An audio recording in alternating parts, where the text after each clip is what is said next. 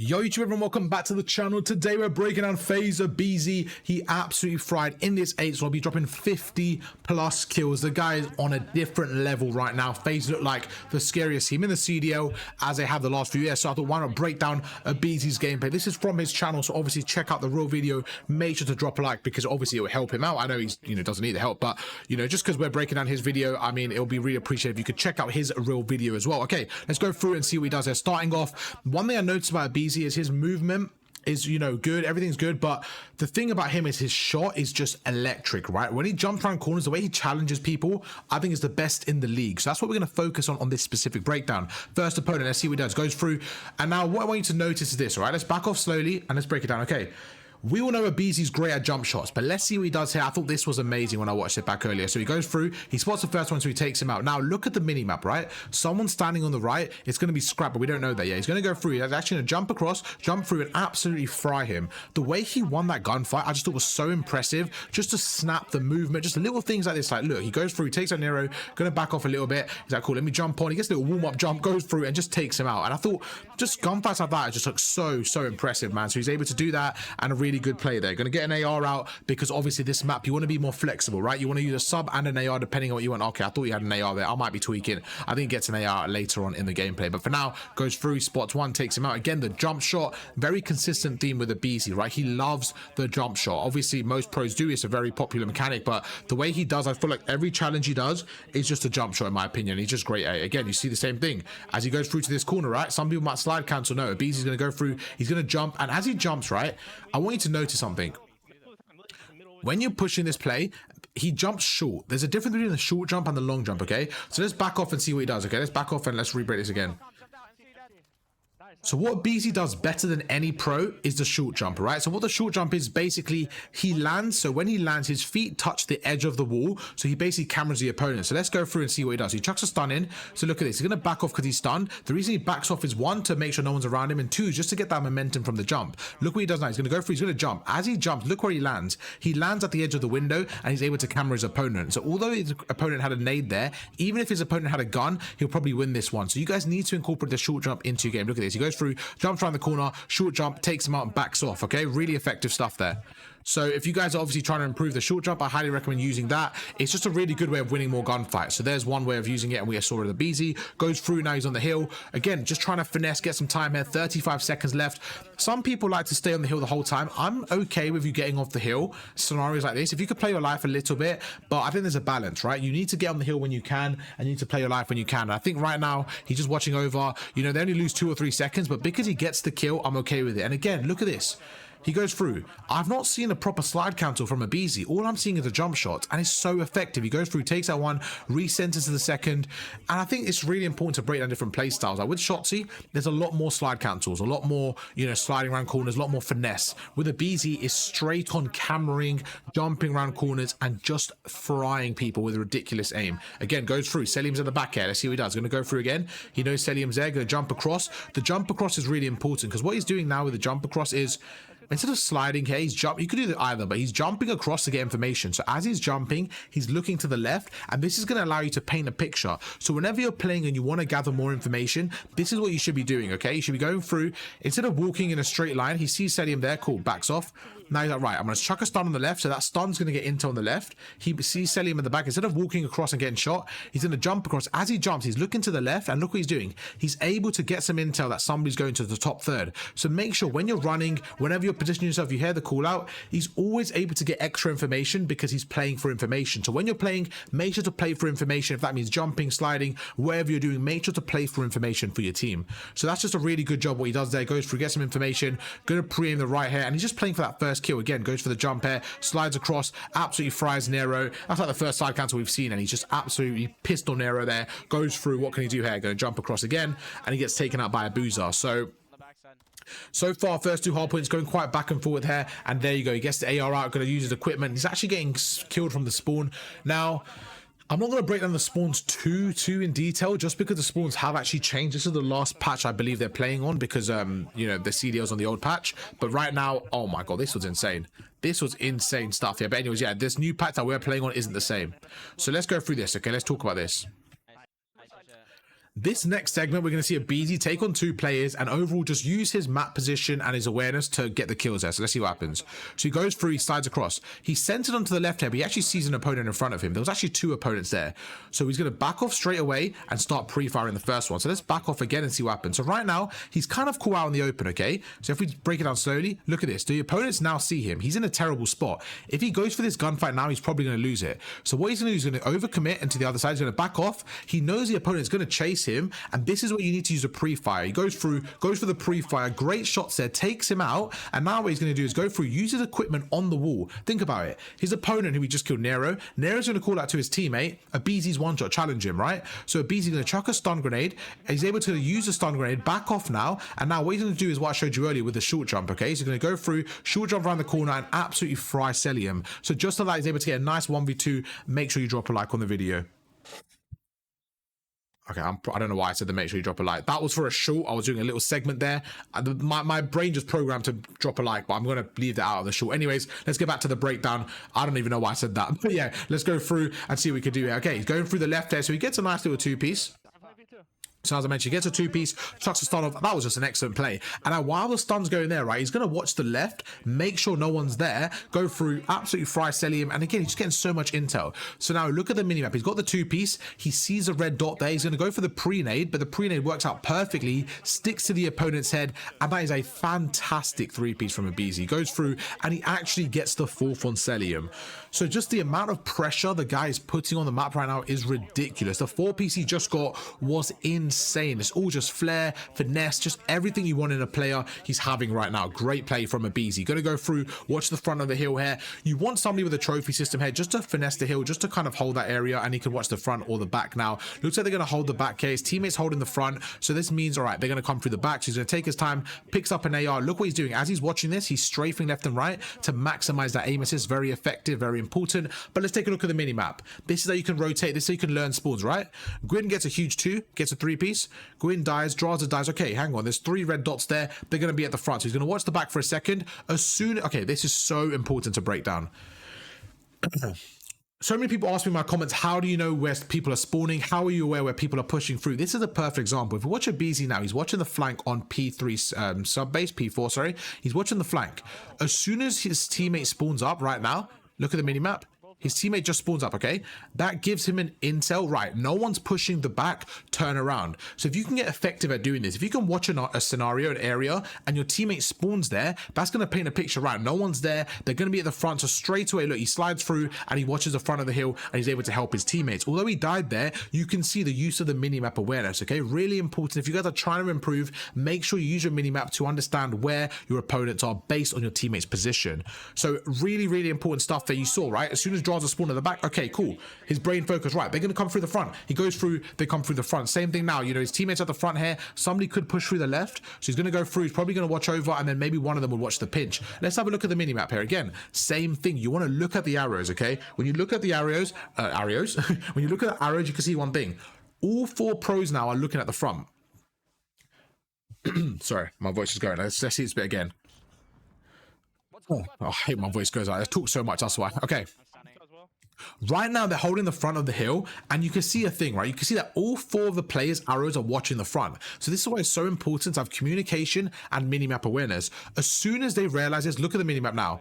2 players, both of them instantly turn around to watch the flank. Now, ideally, only one of them watches the flank, but the main point is you don't want to get distracted by the gunfights and what's going on. You always want to be looking at your minimap and, more importantly, where your arrows are faced. Right now, both arrows were faced right. That means the flank is empty. Now they're both watching the flank, and you see Abezy turns around, helps them out. And imagine if no one picked up the flank there. Imagine this, right? Imagine if all 4 of them right now just stayed here for what, 3 more seconds? They probably would have got 3-piece. So good use of minimap. Abezy realized, right, his equipment is thrown there. What that means is no one's pushing in just yet. He gets a call, someone's behind him. He turns around, fries him straight away, turns around and watches the front again. So really good use of minimap awareness. He goes through and he gets a 2-piece. They now know the last 2 people at the front. They don't need to worry about the back. So that's just how you can be effective at looking at the minimap to basically get intel and overall just, you know, make sure that you guys are covering as many angles as possible. So let's see what they do now. 20 seconds left, going to go through here. And he's probably going to just jump into cover. So he goes through, he chucks a stun and nade, and he's probably dead here, to be honest with you. Okay, he doesn't die, but yeah, that hill's done. So going through the front is very difficult to break this one through the front. He just needs to take his time here, and they do die. And I think that's just, you know, it's just a difficult area, man. It's very, very hard to break through the front of that hill, especially with everyone watching from middle map there. So go through and let's just see what we're working with here, man. He's going to go through the middle here. Okay, gonna go there. Okay, good stuff there. Nero's there. So where's Nero position right now? So Nero's position the top right there, top snow. Gonna go through, take him out. Good use of equipment, 3 down, perfect stuff. They actually spawn behind him now. So Selim's gonna be behind him. So again, it's all about the callouts, right? Give the intel to your team, right? They're spawning behind us. Let's turn around. And now it's gonna get very mixy. So I've been breaking down Abezy's gunfights a bit more. Let's focus on the mini map, the game, and just generally how the team's playing and position is, right? So let's see what's happening. We're about halfway through. We're just over the first rotation here. You see Scrap in the window, good shots there, takes him out. And basically, you know, we're going to go into a second rotation. I think in summary, the first rotation, I think they played it pretty well, but they didn't have any real money hills. Like, I feel like a lot of the hills was at 50-50, and you're seeing it from the score. So whoever wants to get in charge now, whoever wants to take the lead, I think they have to have a clean 50-second hill just to kind of get that lead going a little bit more in their favor. So let's see when and if Abezy team managed to do that. I mean, they're doing pretty well. They're up by about 12 seconds. You see, once again, switching between the ARs and the submachine gun's going to go through, and as he checks the corners, right, he's not just running around, like he's checking, he's jumping around the corner, consistently jumping, constantly checking, and he's just doing the same thing on a consistent basis, which makes him so difficult to play against because his shot is so good, and when he jumps around the corner, he's going to gun you every single time. So he goes through here, someone's on top, he's just getting so much free time right now. So this P1 is a little bit mixy normally, but they're doing a good job getting, you know, 20 seconds there, which I think is quite a lot of time to get uncontested. 20 seconds left, however, they have lost spawns.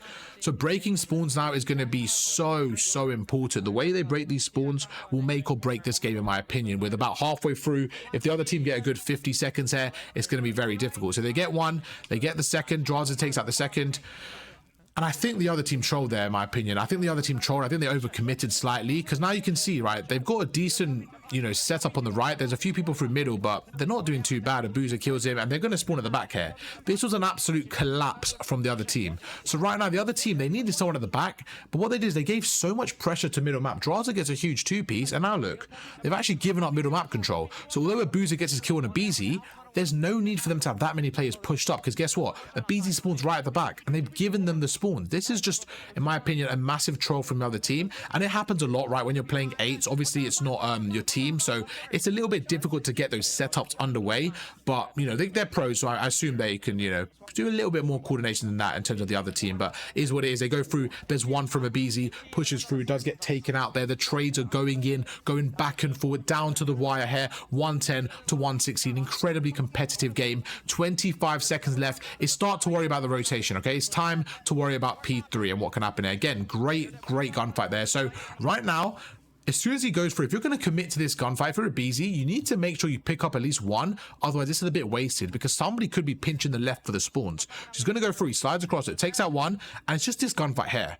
Both players have their guns up, but look at the reaction from Abezy. Straight away, his gun goes through, and he jumps straight away, and he fries him. So Selim had an AR there, Abezy had a sub. So you can see, those split milliseconds is because he had the quicker gun there, goes through, and he's just able to win that gunfight with ease. Great shots from him, gets a 2-piece, he goes through, there's one right underneath him, takes him out, and what he's trying to do now is look at the minimap. The opponent's going to push through middle or the right. So if you're Abezy, if you can finesse the middle here, there you go. That's exactly what he does. Takes out Abezy. If you can just finesse this top area, hold through middle, hold through the right, you're going to be in a great spot. Although he dies there, he gets a 2-piece and he gives intel to his team. He says, right, they will push in your top third. Make sure to watch that. And we were to cut them off. Goes through. Good kills on Nero there. And again, this is the difference here. This is the difference maker. These rotations, this time going towards them, this is really going to add up, because this is quite a hard hill to break. And actually, it's not, I wouldn't say it's a difficult hill to break, but it depends what side you're coming through. I think you can get a good setup, but you can definitely break this hill, because it's so, like right now, this is a hard break from here. I think if you're coming from the other side, it's okay, but from this side, it's very difficult. So you see, they're going to start playing for the new hard point. It's basically an even game again, and both teams playing really good Call of Duty right now, but at the same time, they're not holding the set. I think both teams are just, they're playing at the same level right now. Not perfect, but they're both playing at a pretty good level. So they're going to go through here. Abezy's once again watching the back. So like we mentioned earlier, right? He's watching the back, making sure no one's here. But look at this. His teammates coming through the right, and they're going to play off each other. They're going to play off the intel. Same thing we said earlier, okay? So right now you can see Abezy's watching the back. And this is what I spoke about in another video, okay, in another short. when you're looking at the scenario, when you're watching a certain area on a minimap where there's so many directions, you need to look at your minimap and you need to think, right, you need to paint a picture of where the opponents are going to be. So right now, Abezy thinks they're going to push through the back, so he's waiting. But look at the minimap, his teammate's pushing the right. As soon as his teammate comes out here, his arrow goes to the left. Abezy gives that up. He's relying on his teammate to watch the back, and he's going to watch the hill. But look at this, as soon as he sees the 2 red dots, he's once again going to go through and support his teammate. So even though no one's communicating, like they are communicating, but he doesn't even need the communication. It's all about looking at the minimap and painting a picture. So although he dies there, the main focus for me was just how you can use your minimap to coordinate kind of pushes and where the opponents are going to push for, especially when rank play comes out. You might not be playing with people you're talking to, you might just be playing without comms. Look at the minimap and it allows you to paint a picture before you even push through. So really good stuff there from Abezy. Hope you guys kind of learned what he's doing there. It's obviously a very popular thing a lot of the pros do, and it's just a really good game awareness there, right? Look at your minimap, paint a picture, and just assume that, you know, they're going to call out what they're seeing and stuff. So he goes through, he's watching the front now, takes out one, up by 20 seconds. This is great stuff now, but let's get scrappy here. It gets very mixy here. Very, very mixy. He gets a 2-piece, playing his life here.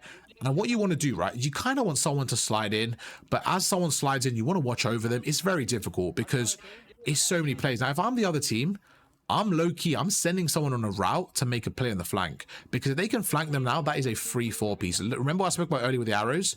The arrows right now are all watching the front, because most likely they're all going to be at the back here. It's just a battle, and that is very, very poor from the other team. The fact that this team won this gunfight, they got all 4 kills without getting traded, is very poor. Look, there's one. Gwyn gets one, takes a scrap. Draza gets one, Ghosty gets one, and Abezy cleans off with the 4th. That is not good enough. The other team, they need to get the trades. They cannot let them get 4, and this is where the game can potentially run away from them. So again, Abezy's watching the back here, playing his life as well as possible. He sees one, takes him out, pushes through. 20 seconds left. This is where you start on the rotation, okay? Don't get distracted. Don't play old hill and just sit there. Nice little jump spot, actually. Great little jump spot. I don't ever do that. So I'm actually go down the other stairs there. So I'm gonna note that one. That's a pretty good jump spot. Goes through, he sees a boozer, goes through, takes out Nero, backs off. He knows a boozer's gonna watch him. So instead of pushing out in the open, he's gonna pre-aim this window and spot him. Oh my god, what a play from Abezy right there. This was a fantastic play.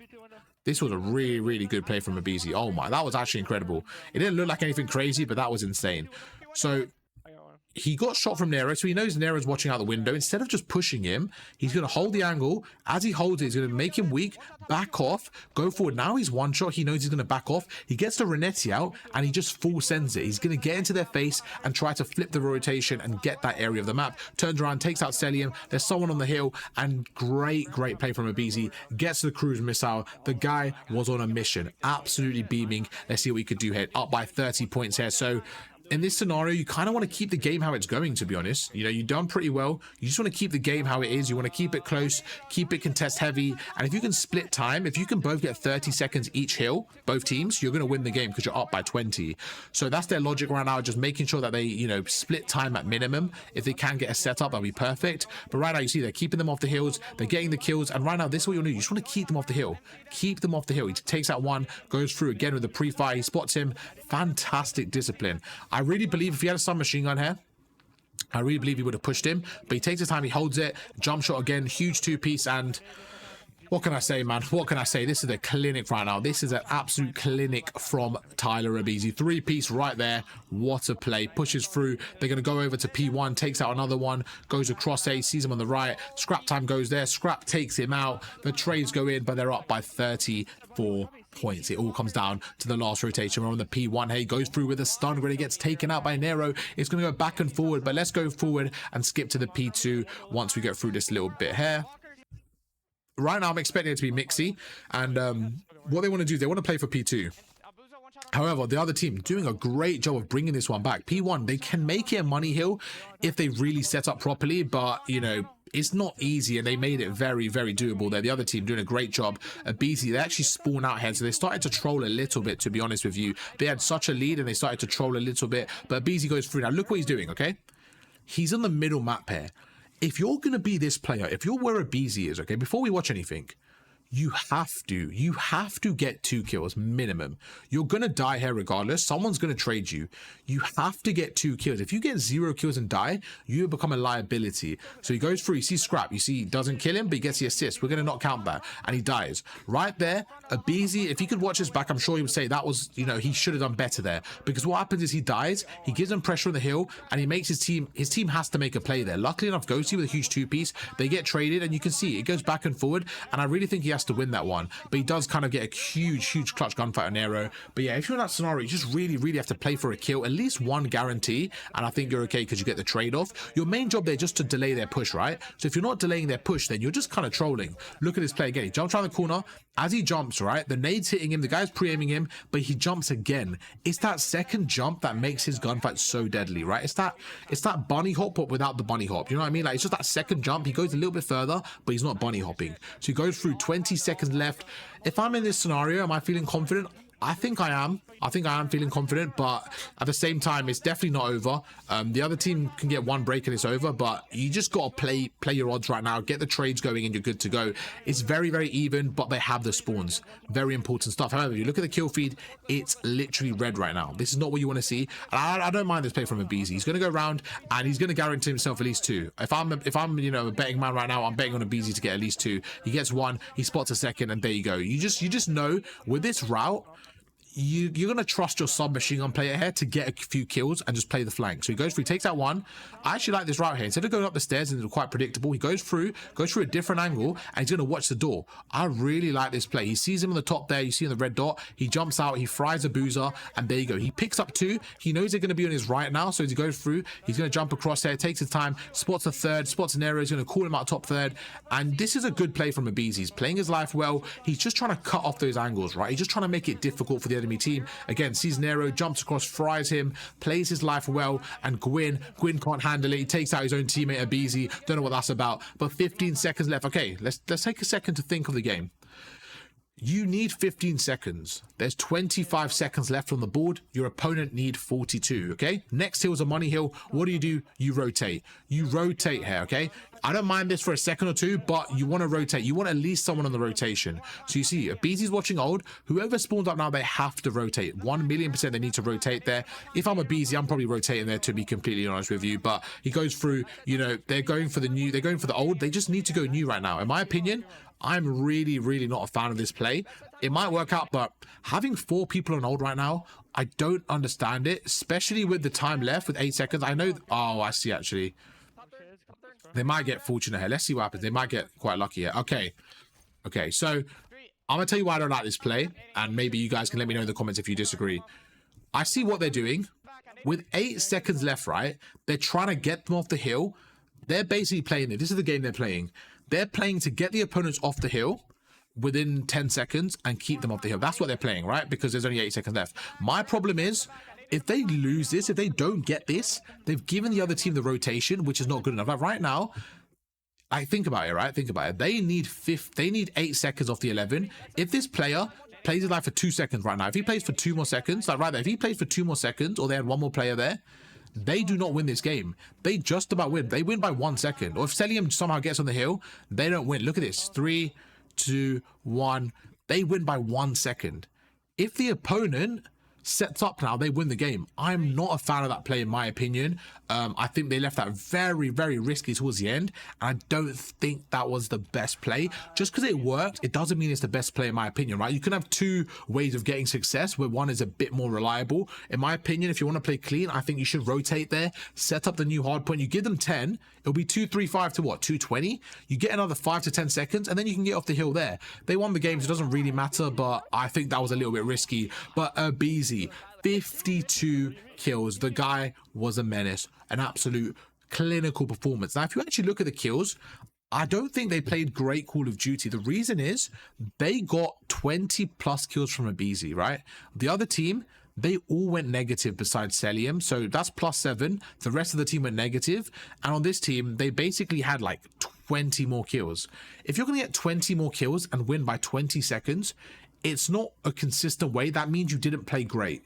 So there was a few times where I think they could have played better, and I think this is kind of just backing up with the information that they got 20 more kills and just about won the game. Hope you guys enjoyed the breakdown. If you did, drop a like. And if you're new around here, why have you not subscribed? Drop a subscription, because I upload every single day 3 videos a day. If you like Warzone, we have a second Warzone channel as well. Thank you for watching. Catch you for another video tomorrow. Peace.